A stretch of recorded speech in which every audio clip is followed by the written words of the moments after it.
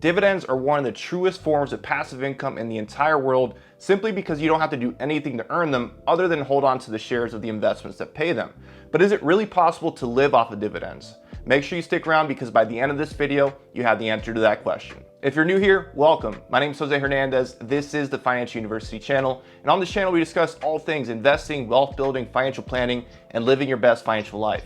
And in today's video, we're going to discuss what it truly takes in order for you to actually live off of your dividends. And before we dive in, if you're serious about your investing and wealth building journey, make sure you hit the subscribe button. That way you're notified every single time we come out with a new video. I promise this channel is going to be a great resource for you in your investing and wealth building journey.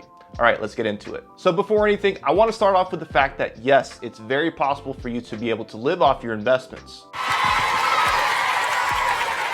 And I actually saw this firsthand myself. I spent a couple years as a financial advisor in the wealth management industry prior to launching Financial University. And a big part of my role as a financial advisor was helping my clients, who were mainly retirees, make sure they had a true financial plan in place and help them manage their investments in a way that helped them live off those investments for the rest of their lives, and also potentially pass those investments down. But here's the thing, even though these clients did have dividend paying investments in their portfolios, they had diversified investment portfolios, meaning they had other types of investments that produce income as well, so they weren't only relying on dividends. And in truth, if you're serious about building an income portfolio, that's probably the best way to go about it, because it can be very risky to just rely on stocks for dividends. And we'll talk about that here in a second, but because this video is about dividends and not diversified portfolio, we'll stick with dividends for now. So what we're gonna do in this video is we're gonna talk about what it takes to build a dividend paying investment portfolio that you can actually live off of. And we'll look at some numbers at the end to make it much more real as well. So first things first, you need to begin with the end in mind and truly understand how much wealth you really need to build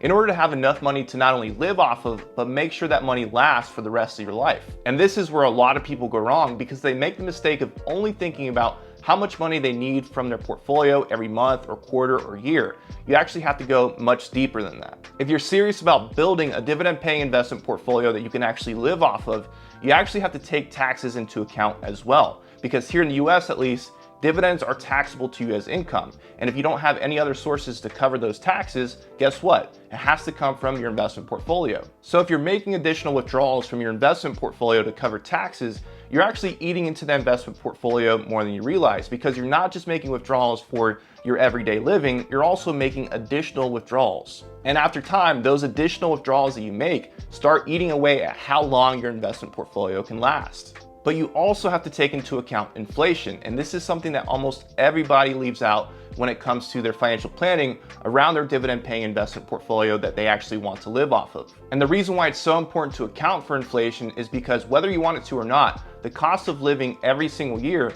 is likely going to continue to go up and up, meaning that you're probably going to have to continue to make more and more withdrawals from your investment portfolio each and every year. And even if you own dividend growth investments in your portfolio, between the cost of taxes and rising inflation over time, there's likely going to be a point in your investment portfolio withdrawals where the withdrawals are going to be greater than the actual returns that you're getting from your dividends. Again, we'll look at the numbers here in just a moment, but this is why it's so important for you to understand why you can't just expect to withdraw the same amount of money from your investment portfolio every single year. All right, so I promised you that we would look at some numbers, and that's exactly what we're doing here. So what we have here is a pretty simple retirement savings calculator, or basically an idea of how long our investments can last if we start living off them in the future. And we have a couple assumptions that we have to make in order for this to work, so follow me as we go through these together. So we're gonna assume that we've worked hard and we've built up a portfolio of $1 million that we're ready to turn on the income from and start living off of.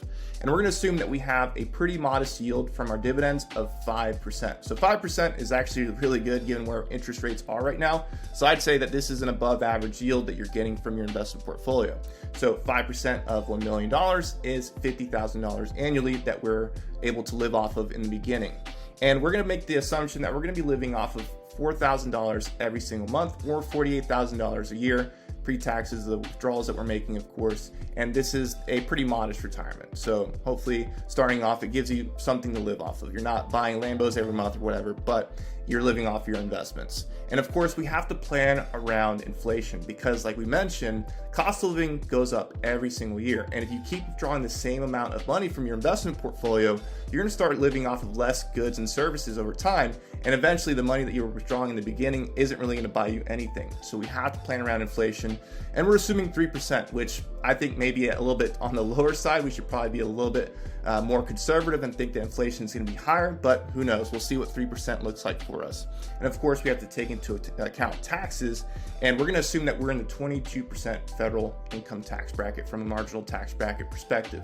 Now, here's the thing. I would not replace this with a true financial plan, with a true financial planning calculator or anything like that, but nonetheless, this does give us a good place to start, and it's going to help us understand the concepts that we're going over together in this video. So now that we understand the assumptions for the simulation, the next step is to, of course, actually run the numbers. And before we look at the numbers and see how long this $1 million will last us, based off of 5% dividend yield, I cannot stress enough that this is not a replacement for a true financial plan. We're not assuming things like qualified dividends or anything like that, but still, it's helpful to understand at least the basic idea that we're covering here. So let's calculate the numbers and see how long this money will last us. After crunching the numbers, we'll see that the $1 million based off of that 5% dividend yield is actually only going to last us about 23 years. You might be wondering, well, why 23 years? It should technically last forever if my portfolio is providing me with $50,000 worth of income every single year, and I'm only living off of $48,000. I should never have to touch the principal. Well, that's why it's so important to understand financial planning, understand what you actually have to account for if you truly want to live off of your dividends. All right, so to actually make some sense of this, what we're going to do next is actually look at a summary of the cash flows from our investments. And this is something I actually did with my clients when I was still a financial advisor to help them understand truly how long their money could last, because it's not just about being able to live off your investments for 1, 5, or even 10 years. It's being able to live off of them for 20, 30, 40 years, or even being able to pass down that money if that's something that you're serious about. So where we'll start is this graph here that gives us a really good visual understanding of what's going on.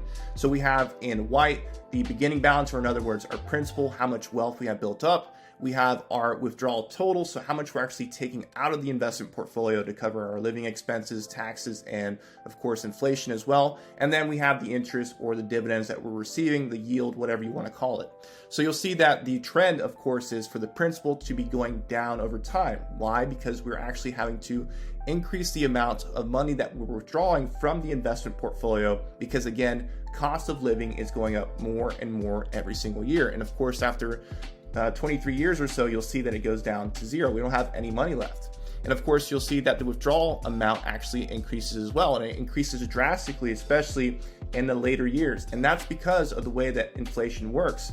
Inflation has a negative compounding effect, meaning that the more that time that passes, the more extreme the effect of inflation is. And that means the more you're actually having to spend in terms of dollars in order to live the same exact lifestyle that you were living 20, 30 years ago from that point in time. So next, let's actually look at the true cash flows from our investments to understand where the money is going. So you'll see that we have the period. A period just really means every single month, because remember, we're drawing monthly to live off our investments, or in this case, our dividends. We have the beginning balance at the beginning of the month. We have the taxes that we're paying. Remember, we have to pay taxes on our investment income in most cases. We have the amounts that we're withdrawing from the investment portfolio. We have the interest that we're gaining over that period of time. And then we have the ending balance, which is, of course, the beginning balance minus the taxes minus the withdrawal amount, right? And of course, you can add the interest, but in most cases, it's going to be less than what you started with because of the way that the math works, as we'll see here. So we're not going to look at every single month, obviously. What I want you to look at is the trends. So over time, you'll see, of course, that the beginning balance is going down and the ending balance is going down as well. We already know that. But what's going up is, of course, the amounts that we're withdrawing. Now, we're not living a fancier life. We're not buying nicer cars. We're not upgrading our house. We're not taking more trips.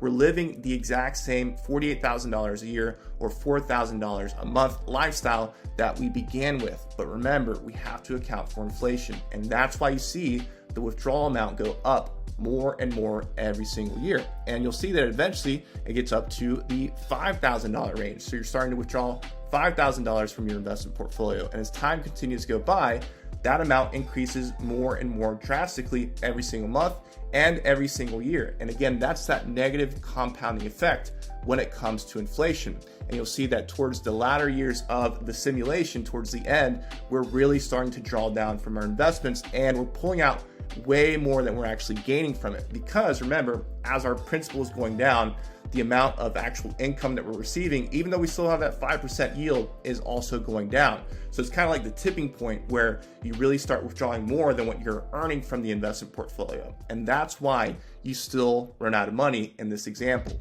Hey, by the way, if you're enjoying this video, make sure you give it a thumbs up and you also smash the subscribe button. It's totally free. And honestly, I have 2 dogs at home. One of them is a pit bull, one of them is an American bulldog. They watch all these videos and they love when people subscribe. So if you're not gonna do it for me, at least do it for them. All right, so now that we've talked some numbers and hopefully you understand what we're getting at here, let's actually discuss whether or not it's possible for you to live off of dividends. The short answer is yes, but you have to be strategic about it. Just like before retirement or wherever you start living off your investments, relying on only one source of income is very, very risky. In the example that we looked at, if you had an alternate source of income that you could use to supplement the portfolio income that you were receiving from dividends, that portfolio would have lasted much longer than just 23 years because you'd be dipping into it less. Other forms of income can be things like pensions, if you're lucky enough to have one of those, maybe some real estate income that you have coming in from rentals, or other sources of business that you have, whatever it is, but it definitely helps to have another source of income to help support and supplement your primary source of income from your investment portfolio. And like I mentioned earlier in the video, purely relying on dividend stocks for your retirement or your financial freedom, whatever you want to call it, is very risky. And this is for a number of reasons. The first thing you have to consider is even though you own dividend stocks, which are typically more mature blue chip companies that don't have a ton of volatility, you still have a 100% stock portfolio, which by definition is very risky. And if you're at the stage of your financial life or financial plan where you're now turning on income, that's usually more of a defensive, less risky type of stance. The truth is, dividend stocks are still stocks, and people panic and sell stocks when things go wrong in the economy or something happens in the news. And that's something you have to be prepared for if you have a 100% stock investment portfolio. So a practical way to manage some of that risk would be to own other income producing investments in your investment portfolio or elsewhere that aren't directly tied to what the stock market is doing. Classic examples could be things like REITs, real estate investment trusts, or even traditional real estate. I know bonds aren't as attractive of investments as they were a long time ago, but in truth, a retirement portfolio would probably include some bonds. You get the point. And another way to extend how long your portfolio can potentially last is to also have some exposure to growth investments.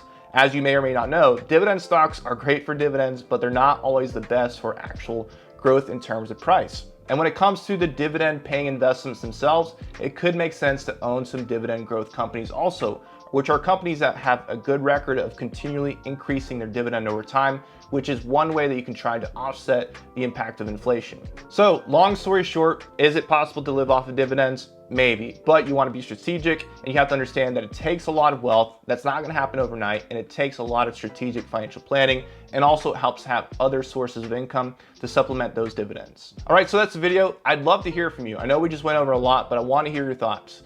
Is this helpful? And if you're currently pursuing this strategy, is it something that you're going to continue to do, or are you going to adjust your strategy? And if you have any questions about investing for dividends or financial planning for dividends or anything in general, drop those below in the comments. I'd love to hear from you. Also, if you haven't done so already, make sure you give this video a thumbs up so other people can see it as well, and subscribe to the channel if you haven't done so already. I promise this channel is going to be a great resource for you in your investing and wealth building journey.